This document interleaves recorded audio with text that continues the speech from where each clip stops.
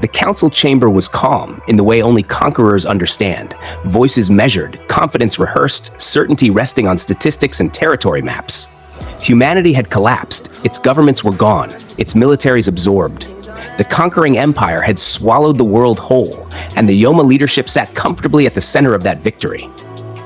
Comfortably, until one question cracked the room. Masahiko Amari didn't raise his voice. He didn't accuse.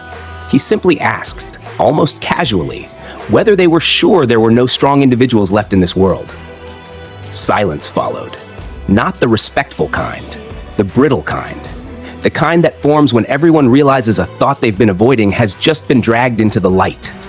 Confidence rushed in to smother it. Of course there were none left. The data was clear. The surveys were complete. Humanity had peaked, resisted, and broken. Any outliers would have been absorbed long ago. Amari didn't argue. He shifted the angle. Then, where did Xianhua's power come from? The name landed heavier than expected. Xianhua wasn't a myth. She was documented, measured, an anomaly tolerated because she fit within acceptable margins until you looked too closely. Her Dragon Fist lineage wasn't learned in a vacuum. Techniques that precise, that refined, didn't appear spontaneously in a magicule-starved world.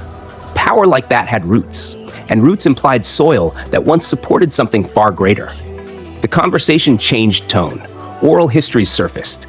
Stories once dismissed as superstition, guiding goddesses, founders who vanished without graves, divine figures who walked among early civilizations and then simply left. 12 sacred weapons, forged not by nations, but by a single will. God-class treasures scattered across history like fingerprints.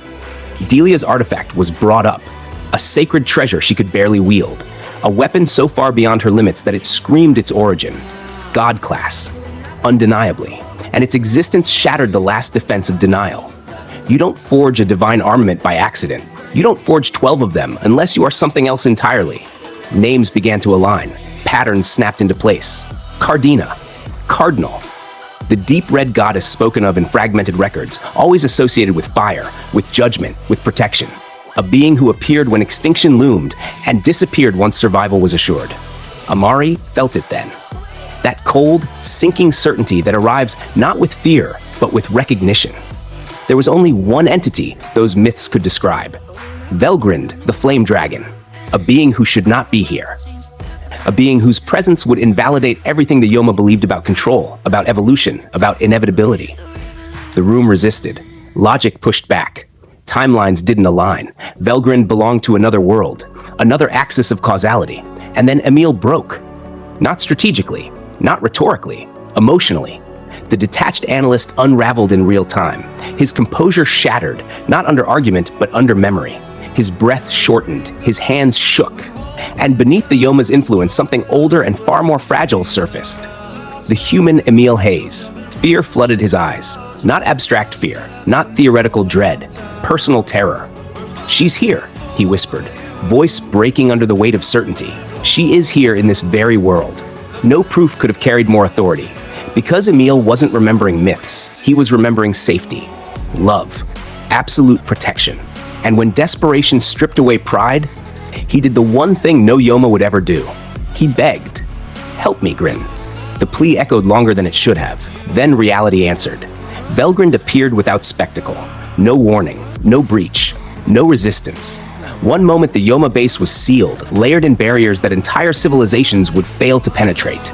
The next, she was standing there, as if those defenses had never existed, as if the concept of obstruction simply didn't apply to her. "You called for me, Emil?" Her voice was warm, familiar, terrifying in its calm. "I'm here to save you." Shock froze the chamber. Even Amari, who had feared this exact outcome, was unprepared to face her presence directly. This wasn't a god of distant legend. This wasn't coincidence. This was a living catastrophe. Velgrynd looked around with polite disinterest, her gaze cutting through assumptions faster than weapons ever could. She spoke of timelines like open doors, of worlds like adjacent rooms.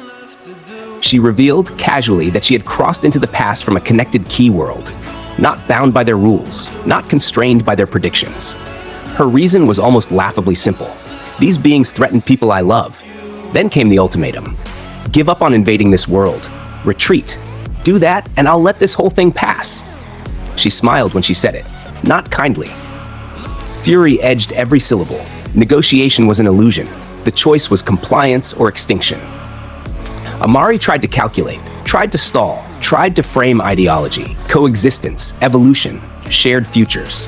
Velgrynd dismissed it with a single sentence. Intelligent creatures aren't about to understand each other's one-sided desires. Then she acted. She drew Emil to her side, peeling him away from the Yohma's control not through force, but through presence. The parasite resisted. It screamed, strained, fought to maintain its hold.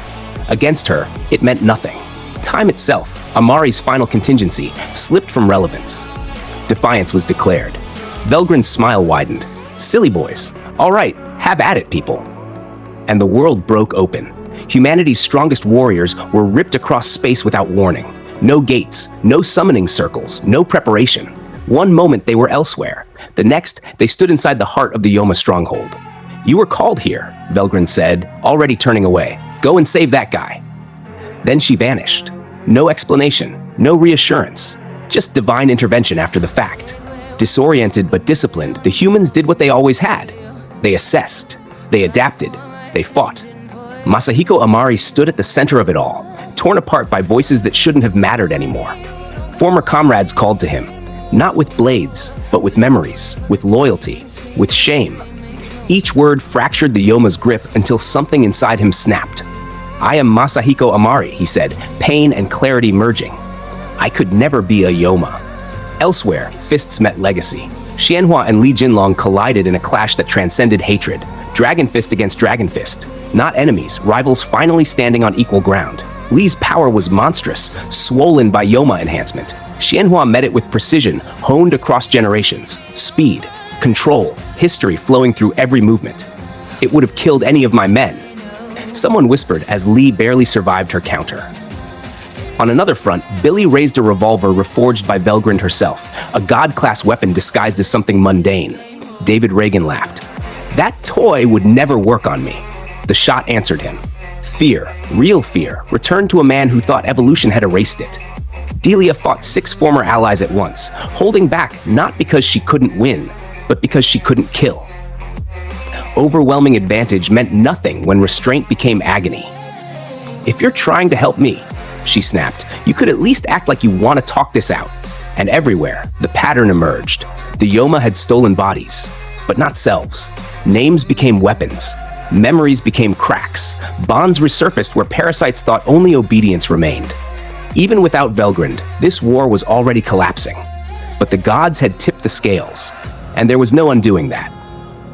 In the command room, amid the collapse of plans and certainty, Pulcinella watched, calm, smiling.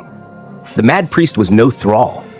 His Yohma had long since been consumed, not by virtue but by greed. He never wanted unity, never sought coexistence, only power, and that ignorance became fatal. He saw Velgrynd not as judgment but as opportunity. Let's use this chaos, he murmured, eyes gleaming, to crown a new king. His skill, fulfiller, fed on the fallen. In a battlefield of elites, it was paradise. Xianhua and Li drew his attention, their clash grinding them both down. No victor yet, but exhaustion was enough. The stronger the prey, the sweeter the harvest. He struck when their duel peaked. Joy turned to horror as Pulcinella impaled Xianhua from behind, tearing her heart free. So delicious, he laughed. Now my power will reach greater heights than ever. Li's rage detonated. He attacked, not as a subordinate, but as a martial artist defending the sanctity of battle. Pulcinella shattered him with contempt. Then a single word ended everything. Move. Agony beyond comprehension crushed the room. Velgrynd stood there, indifferent. She restored Xianhua's body as if correcting a minor error. Regeneration, healing, death denied. Seeing the damage to her Hunpo, Velgrynd went further. She lent her dragon force. What had been inherited became transcendent. This must be the divine power Longhuang gave only to our founder. Xianhua awakened beyond history. Li smiled through broken breath. A rival must stand high enough to chase. And somewhere between legacy and divinity, a guardian was born. The invasion was never a war. It was a line crossed. And the world answered.